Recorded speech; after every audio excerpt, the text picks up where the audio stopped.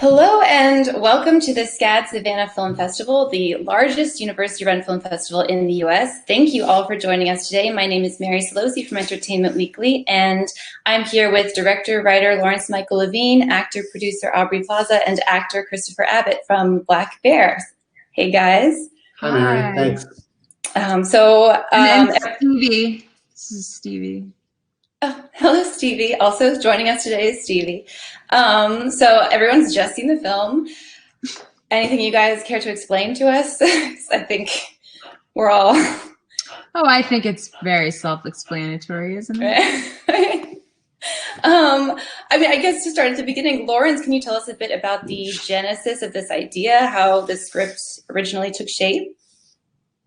Yeah, I guess I met Aubrey, or no, I got to know Aubrey for a couple of years, and then we did a TV show together and started talking about working on something together. And then I had some free time from the paid writing work that I usually do, and I wanted to do something for myself that was more interesting, experimental in its narrative approach. And I was in, I guess, kind of a dark turn of mind, and I just let myself go, and that's kind of what came out.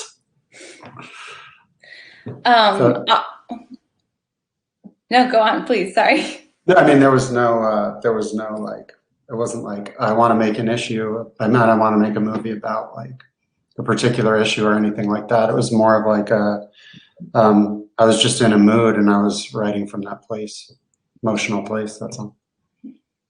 Aubrey and Christopher, what did you respond to in the script that made you want to get involved? I will start. Well, it's a beautifully written script, and when Larry gave it to me, I just thought that it almost felt like a play. Like it was just so dense, the scenes and the characters, and it felt like something that was really scary and challenging, and I think I always gravitate towards things that are scary, and so I think it was really just the script, like, and Larry, of course, and yeah. Yeah, similar. I mean, you know, the first thing you do is read the script, and I had met Larry before, so I was excited to read it, and yeah, same. It felt like a play to me too, and it felt like we were going to be able to work on it like a play, which also was exciting. You know, there's fairly long dialogue scenes, and you know, it's fun to kind of rehearse. The dialogue is very snappy too, so it's just fun to rehearse that and work on it like a play, and then on top of that, just kind of working with Larry and Sarah and Aubrey, especially. I mean, with the dialogue being so dense and the action sort of being very tight in it, what was the rehearsal process like? Was that very intense? No, because we didn't have much time. I think we only had about a weekend together before we started, but I was able to talk about the script with Chris and Aubrey, not Sarah. Oh no, I spoke to everybody. I spoke to Chris and Aubrey more extensively than I spoke with Sarah, who was busy on a job. But we were able to talk on the phone. So there was very little rehearsal on its feet. Like we didn't do much, if any, work in the space, like doing blocking rehearsals or anything like that, because we just didn't have the time. So I don't know if I would consider conversations about the script and adjustments to the script as rehearsal, but if it is, that's kind of all the rehearsal that we did, unfortunately. I would like to have had more time, but it's always a question, like if rehearsal makes things less spontaneous or just makes things better, and I don't know the answer, because these things can be over-rehearsed too. So. I've talked to a few of you before about this film, and I spoke to Sarah also, and she told me that you guys shot the film basically in order, the first half and then the second half, and that the work you put in on the first half really helped sort of shape and inform what the second half became. Can you guys sort of speak to that at all? Sorry to take that from her and ask you guys, but what do you think about that? Well, sorry. Go ahead. No, you go, Larry. Well, I'm interested to know what you guys think about that, because I don't know. I'll tell you what the intention was going in, is that we thought, oh, it'll be great. We have an opportunity, since everything's pretty simple, to shoot it chronologically, particularly because the second half has so much more cast, and it's not like we could afford to house them for the entirety of the shoot and shoot all out of sequence. So it was as much we knew that we had to shoot part one and then part two, or vice versa, but we couldn't mix those things up. So we had to make a decision about which one would go first. I don't know if we chose the right one to go first or not. I don't know, Aubrey, if you think you would have benefited from doing part two before part one or not. Same question for Chris. I think it's interesting.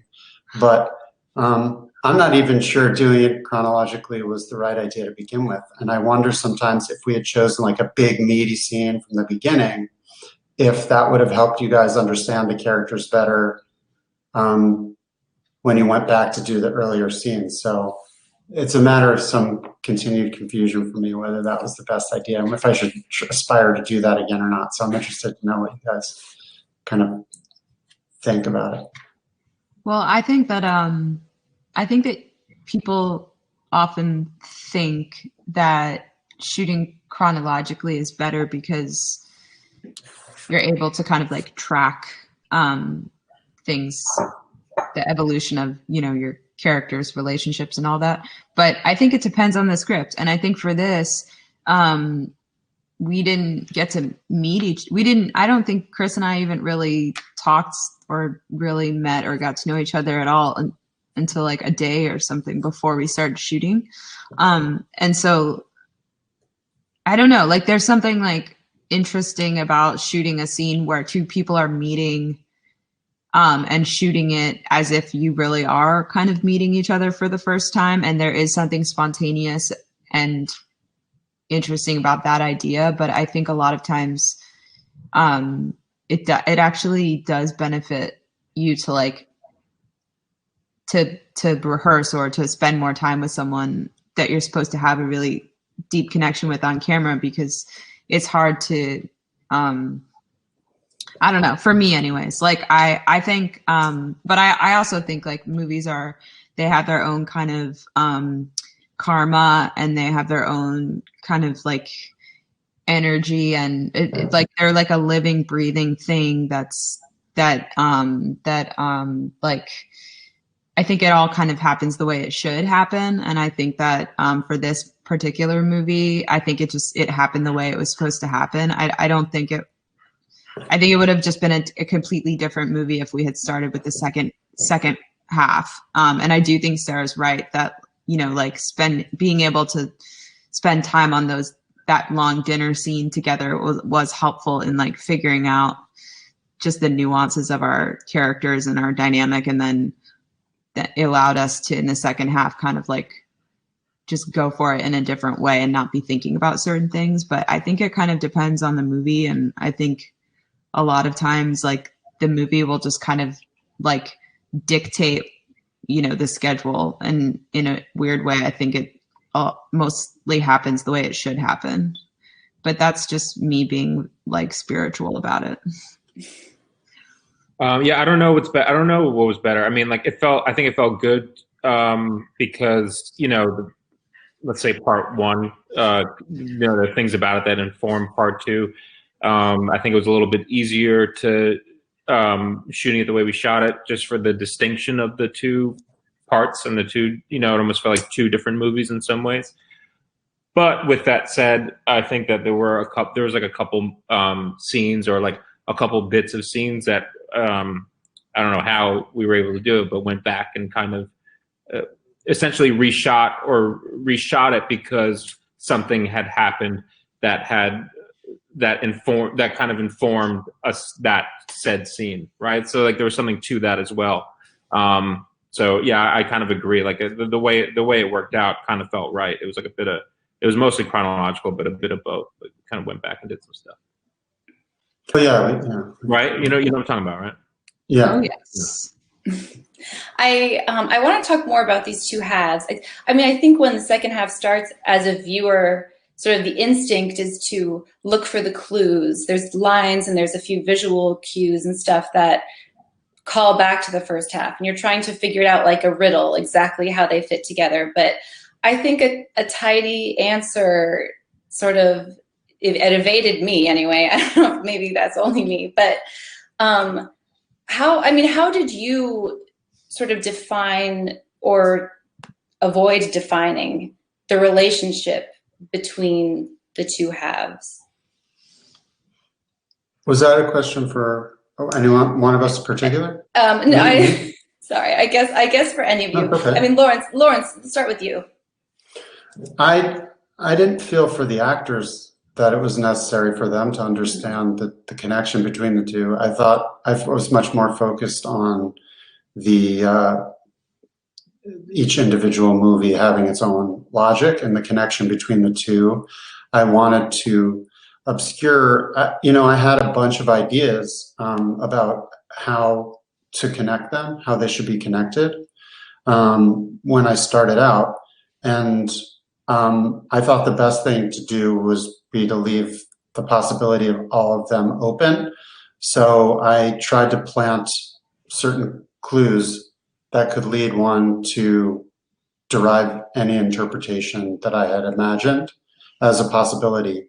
And that would leave the audience feeling somehow like there was some thing they had to come back to keep thinking about the movie, in the same way that like a dream that you don't understand gnaws at you, like a very vivid dream that you have where you're like, why did I have that dream and what was it all about? I kind of wanted that feeling to be, I guess I just think closure was less interesting in this case than open-endedness.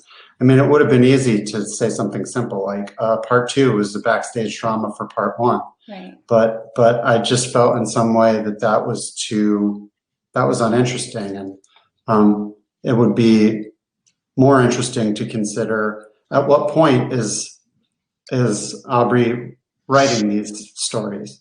Does she imagine them at the dock? Is she writing them at all? Did she live one and then write the other? Did she write one then live the other? I felt like it would be fun or interesting for audiences to consider these questions and then think about the nature of what they were watching and understand it as something that was real and also not. As actors, how did you link the two characters between the two halves? Were they extremely distinct to you, or were they the same person, sort of? I mean, they were different characters for me. The differences for me between my characters objectively might be more subtle than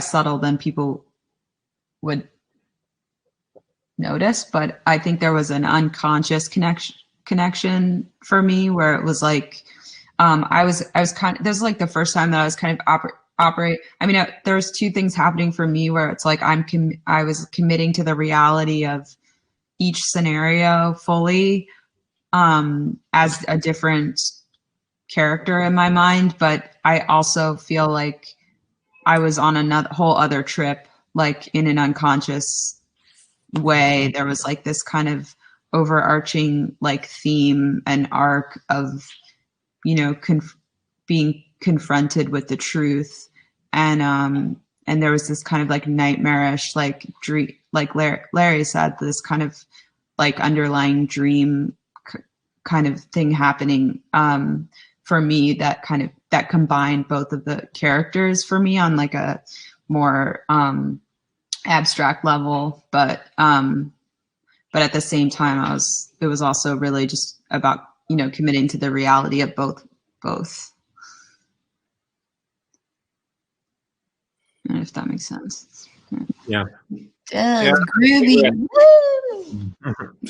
Sorry. I thought it was important, like to have a distinction, at least like whether it's physically or like just mannerisms or whatever, but then let there be some sort, because I guess my character is kind of two different people, but as a character, but then a kind of a similar figure within the triangle of the three people. So like, it's kind of why, like, it's purposefully a little bit over the top, like how like my guy looks in the second part. It's like a little bit.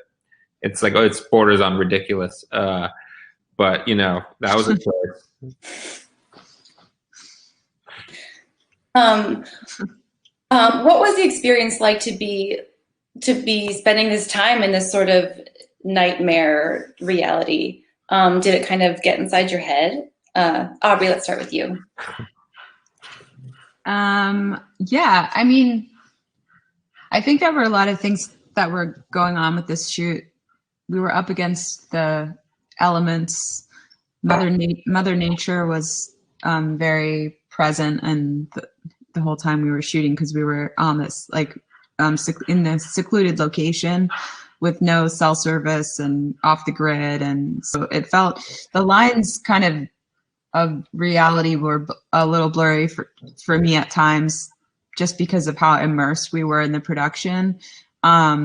And we were just shooting really in the woods. And the house became this kind of like source of anxiety, but I think it was helpful for the movie. And I would say, yeah, like mentally it was pretty challenging just to like keep my energy in such a dark place the whole time. And then also physically too, I think especially in the second half, I play like drunk, but at a level of almost wasted for like a long time. So to like maintain that kind of vibe was like very physically challenging and emotionally challenging, just like to be kind of like always working yourself up to be like just flailing around drunk. That was fun. I looked totally insane. I lost my mind. And when I went back to the little town that we were staying in, because we were shooting nights for weeks, I think there was one point at which I was like walking in the park across the street from our hotel, and I think people thought I was like straight up like a street person, like a crazy street person on drugs, because I just looked insane. And I think it was like, oh yeah, no, I could sleep out here and I wouldn't notice, kind of thing. Yeah, I definitely blurred. It felt at a certain point, it felt like a dream. But also, again, the shooting the nights thing, we were like, Aubrey, Sarah, and I would drive back to our hotel while the sun was coming up. Yeah, I remember that day in the park, and I wandered out of the hotel and just bought socks for no reason. And I borrowed money to buy socks from Aubrey. I was like, I think I need some. Right. I had no connection to my soul.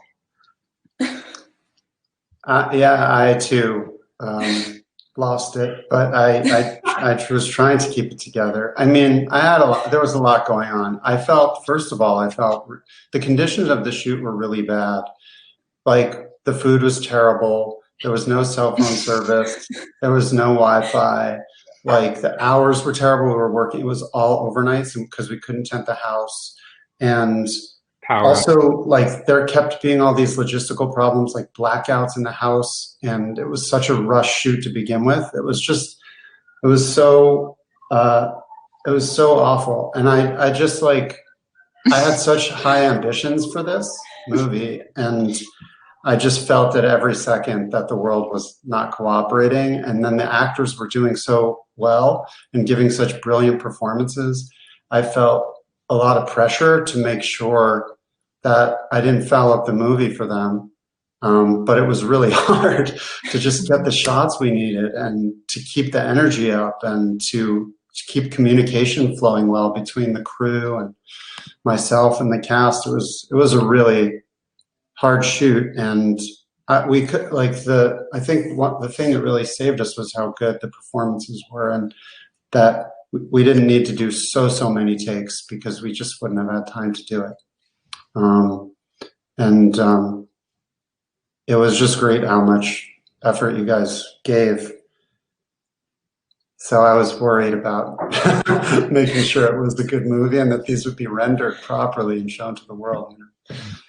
Oh my God! And I was just feeling bad, also putting Aubrey through this horrible emotional experience, you know. And it's no picnic really for Chris either, or Sarah, you know. But really, Aubrey, sometimes I'd look at her and I'd just be like I felt like I was making you do this terrible thing. Even though I knew on some level you chose it, I was just like, I want to do more takes. And I would often feel just kind of guilty. Like, keep feeling horrible. We need you to keep feeling. But I guess that's what acting is when you're doing dark material like this. Sick profession. And maybe all of that hardship contributed in some way. That's what everybody says whenever I complain like this. What was the most memorable day on set? I know for me, it was the day. I just love that scene of them when they're shooting the final scene of the movie within the movie Black Bear Part 2. We shot, I think, most of that scene in a single day, if I'm not mistaken. I think it was like really one day. 2 nights, but most of it, yeah, it was one. And I'd never directed that many characters in a scene before. And it was really, really chaotic. And it was really a high wire act because we had so little time and I just had never worked with that many actors before. And I had no idea if we were going to pull it off. And then we did. And at the end of the day, I just knew that we did. And like Paola got sick that day and we had to shoot around her presence because she had to go to the hospital. That's how real that it was. Paola's the woman that's playing the AD who gets sick in the movie, and she got sick in real life and had to go to the hospital. Yeah, and had to go to the hospital. And like it was unclear if she was going to make it back to shoot what we needed from her for that scene, which she's all over it. I mean, she's totally all over it. And then I think like Aubrey, for your big breakdown before you like vomit and then Chris carries you out, escorts you out.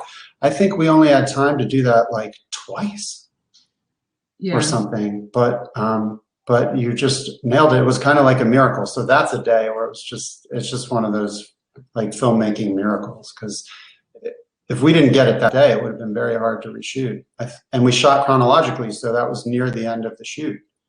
We wouldn't have had time to do it again. It would have been impossible. So that was a make or break day, and we did it. So that was most memorable. I mean, I would say that was a memorable day too, because if you remember, that day was pushed up. That day wasn't supposed to happen that day, and right? Because I remember something. What happened? Remind me.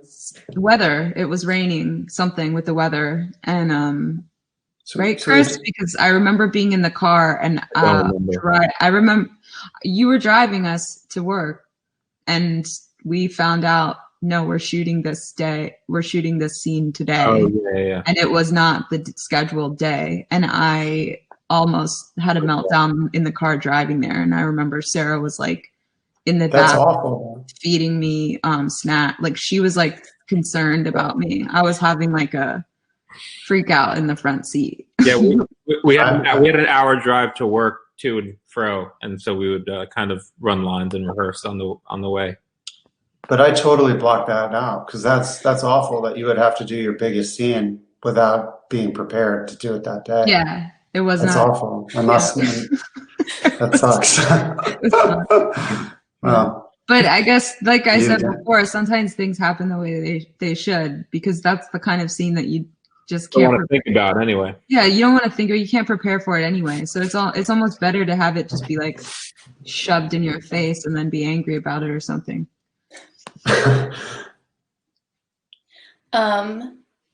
We have a question from the audience. So the audience is asking, what drew Christopher and Aubrey to these roles, and particularly these types of roles and projects? Well, it kind of goes back to what we said before, but I mean, it was a well-written script. I mean, it's the sum of, whenever you do a job, I feel like it's the sum of a lot of parts, and it's the people, it's the script, it's the part itself, so I don't know. I think it was just an amalgamation of everything that I want to do, and it's a rare thing to kind of be able to do that duality thing in the same movie. Yeah, I agree. I think that there was just a complexity to the characters in the script that was what drew me to it. It felt really hard, and it felt like, I don't know how I'm going to pull this off, and so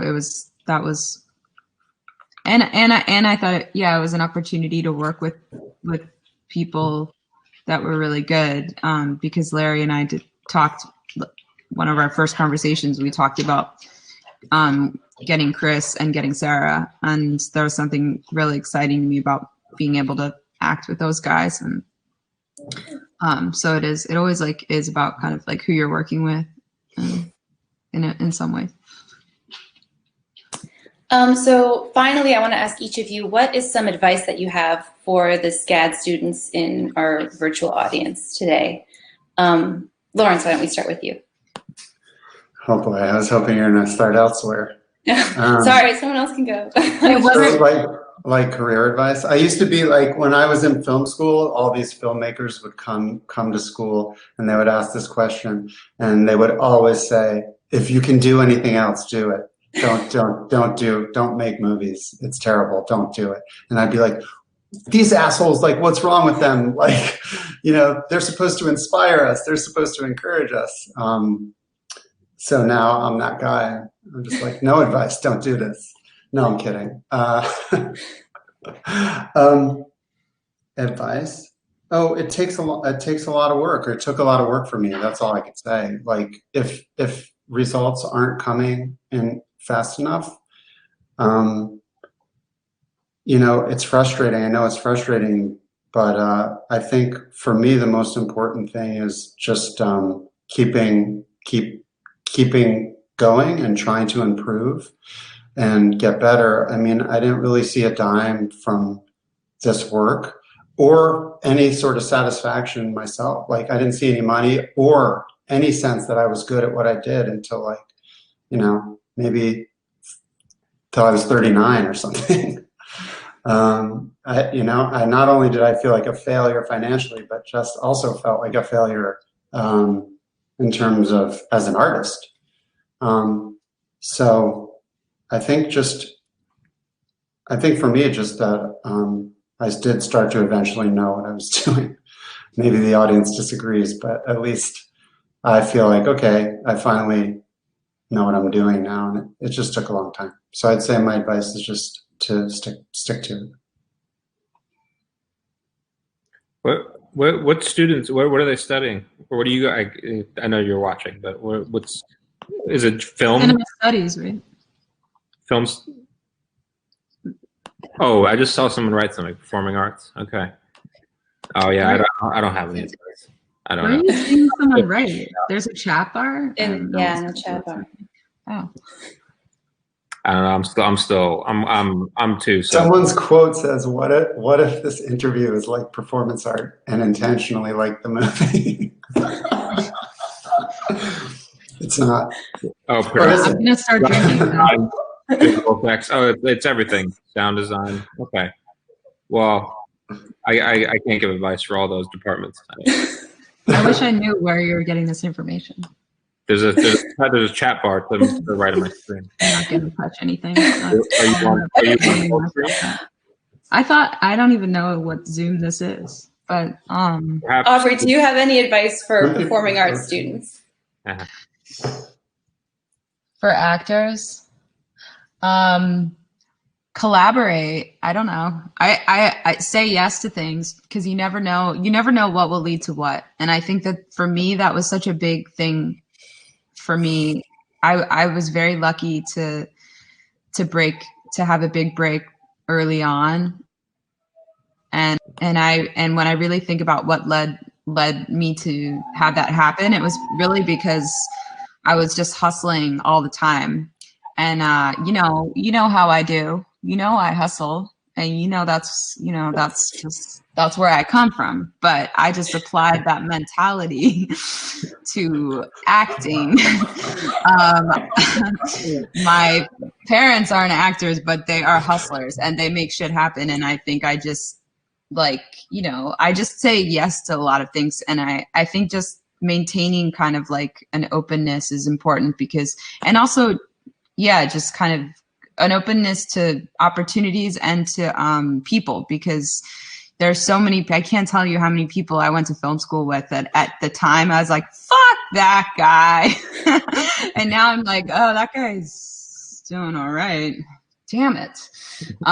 But so, I mean, not really, but I think it's good. It's just good to not, just really be humble and have humility and just go like, you know what? I'm just gonna wake up early and go do this weird web video that this guy asked me to do, because you just never know who's gonna see it, and you never know what's gonna lead to what. So say yes is my advice. It's good advice. That was so good. Well, that is all the time we have for today's conversation. A big virtual round of applause for all our panelists. Thank you all at home for your participation and for supporting the art forms that make movie magic a reality. Enjoy the rest of the SCAD Savannah Film Festival. And happy Halloween Eve, everyone.